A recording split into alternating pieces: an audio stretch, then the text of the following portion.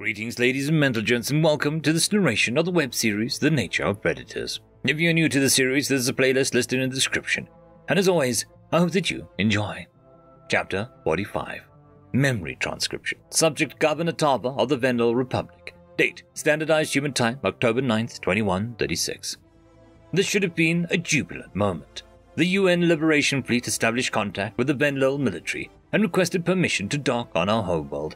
A victory against the Orcs was something I never fathomed. The humans had accomplished the impossible. But I didn't understand why the Secretary-General had traveled all the way from Earth to meet with me. His stated purpose was to discuss something urgent with me before those ships landed. The way the human diplomats were tight-lipped, I implored me to remain calm and still some apprehension.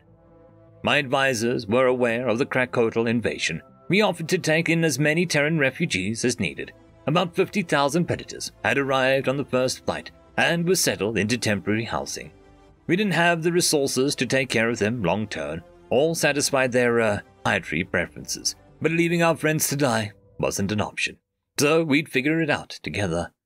There was no need to persuade us to help, and the minutiae could be handled by stand-ins.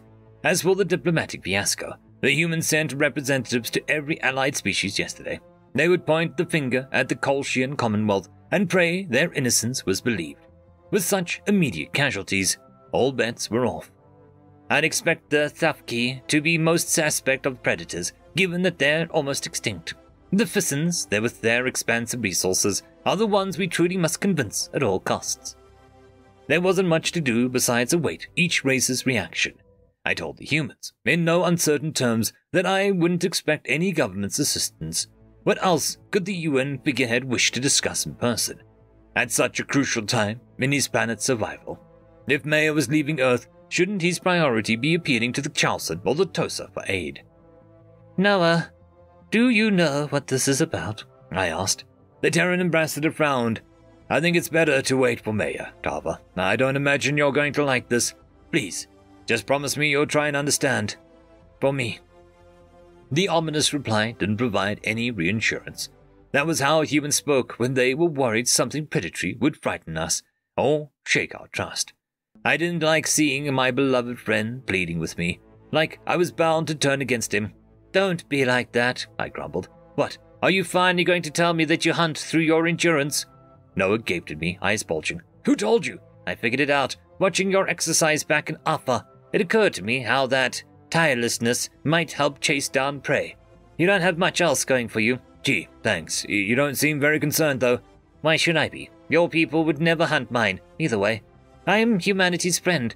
I am not here to judge your ancestors. The ambassador patted my shoulder with affection. I didn't appreciate that there was a secrecy around the hunting method, but trust was a slow process. Fortunately, my deduction skills were sufficient. You are the only friend that we've had out here. Thank you, Noah whispered. I flicked my ears in acknowledgement.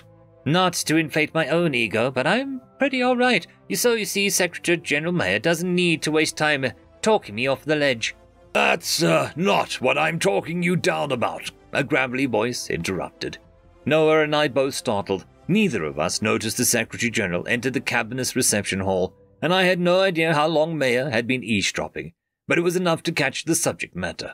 I was glad I didn't make any suggestive quips about their endurance. The UN leader looked like he hadn't slept in days as he tossed a hard copy photograph on my desk. The poor guy collapsed into the nearest chair and pawed at his bleary eyes. I wanted to order him to get some rest, but Earth was in danger. I doubted he would comply. My gaze landed on the image, which showed a uniformed human sitting across from an Orcs. Was as taken from one of their ships. The grey had shackled around his legs, so at least it was restrained from rampaging through the crew quarters. How the Terrans got it there in one piece was another question. We captured several Orcs from a cattle ship. Secretary-General Mayer stifled a yawn and blinked in quick succession. Quite a few of our major players had, concerns about sharing the next part with you. Given that you're the only reason humanity is still alive, I felt that you had the right to know. To what? I asked, hesitantly. Mayer raised his hand in a placating gesture. Please don't take offense. I'm just repeating the story multiple Greys told us. They claim the Federation infected thousands with microbes that made them allergic to meat, then killed their livestock to force them into herbivory. I narrowed my eyes, processing what the humans relayed. Our Terran friends proved to be being predators alone didn't explain the Oxal's cruelty. Either sadism was a trait unique to their species, or a reaction to a particular event. On that note, the Federation had no issue sacrificing lives or bending morals in that short time that I knew the primates. I've watched them beat and starve a human, blow up spaceships to eliminate any offer of friendship, plan multiple raids to wipe out all life on Earth. Honestly, I wouldn't put that antagonism past the Federation, but if it is true, I know nothing about it, I replied. Regardless, why would the Oxal choose to farm sapient beings rather than eat plants? Noah pursed his lips, suppressing a sigh. They're obligate carnivores, Tava. They can't survive without meat. I tilted my head in confusion. I'm sorry? I don't understand. Why not? Obligate carnivores can't digest plants like you or me. They don't have the right gut bacteria, and they can't synthesize vitamins from plant forms. There are certain nutrients, like taurine, that exist almost exclusively in meat, Maya chimed in. Correct me if I'm wrong, Noah, but I think such carnivores have high protein requirements as well. The astronaut nodded. Exactly.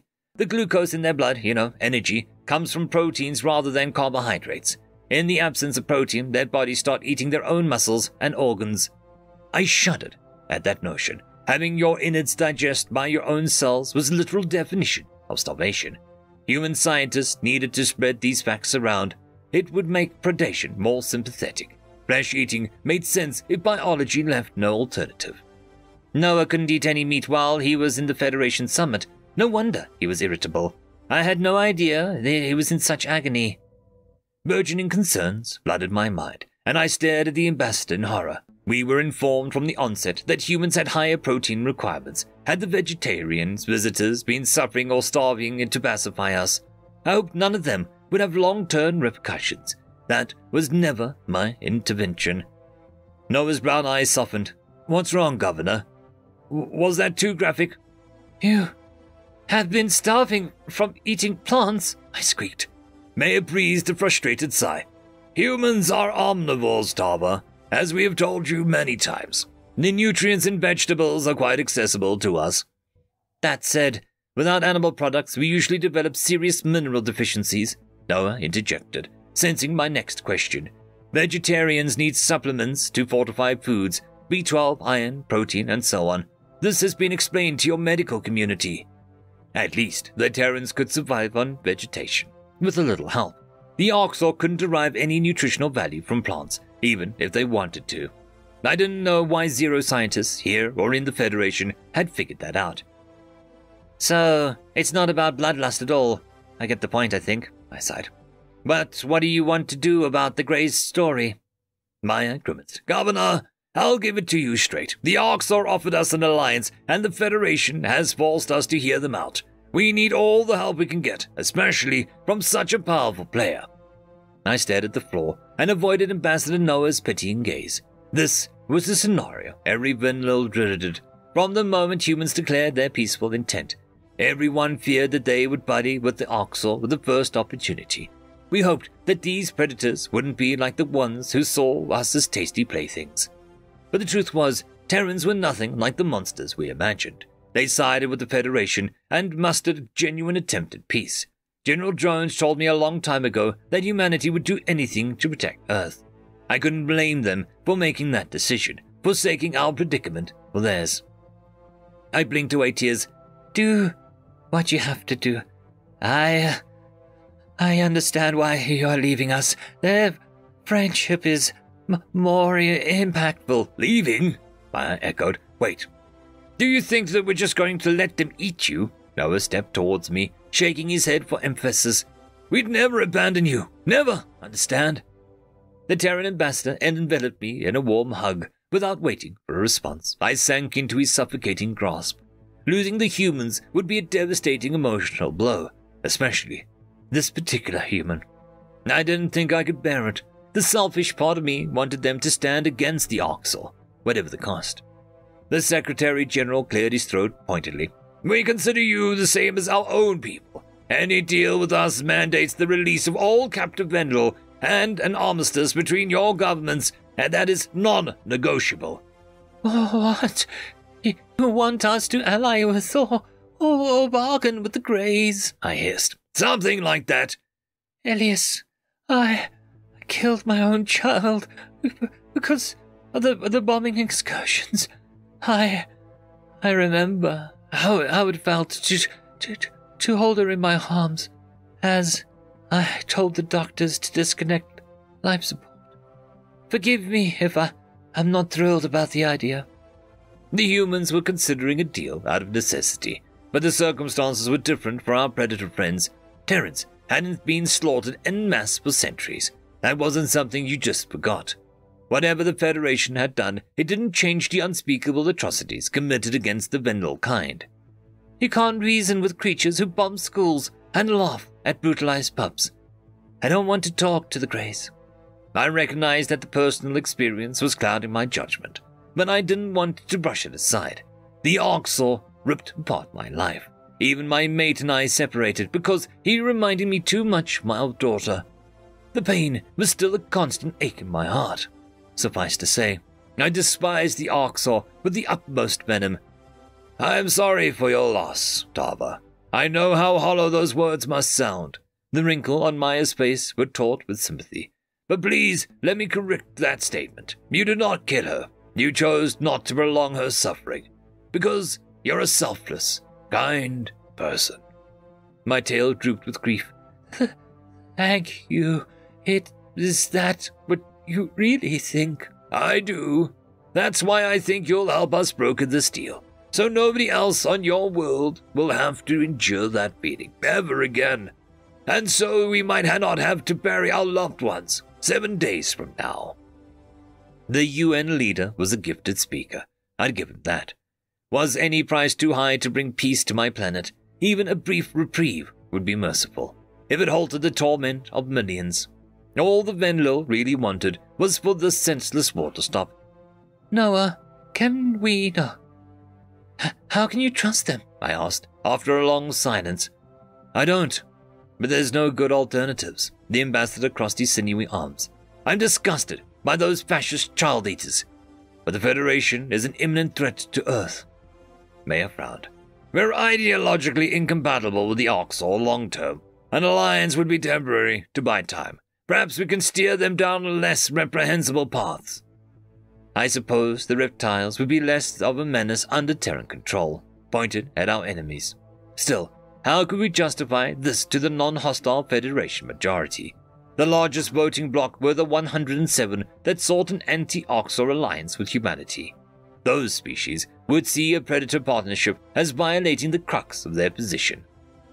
"Are you guys trying to ensure I lose next year's election?" I grumbled. "I'll stand with you, but this won't look good. You might as well go on galactic television and pledge to eat the Zerulean infant a day." Noah flashed his teeth.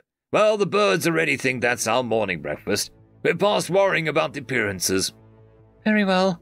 Though, I hope you have a better plan than flying to a cattle world and offering me as a sacrifice." Maya smirked. "Actually, an Oxor captain gave us the location of one of their spy outposts. I'm going to fly within comms range and strike up a nice conversation. Care to join me, Taba?" The thought of seeking a carnival's safe haven made my heart stop in my chest. There was nothing I could care for less than to be surrounded by abominations. The mental image of hungry eyes darting over my vital areas made me want to curl into a ball. What Vendel could ever want to talk with those foul beasts? A low whine rattled out of my vocal cords. I can't think of a worse idea, but I am right behind you. Let's get going." End of chapter. I would quickly like to thank our Tier 5 patrons and channel members: Casper Arnholtz, Cam Maxwell, it's difficult to pronounce, Lord Arishikal, Dragzoon W.R.E, and Arcadian. Thank you very much.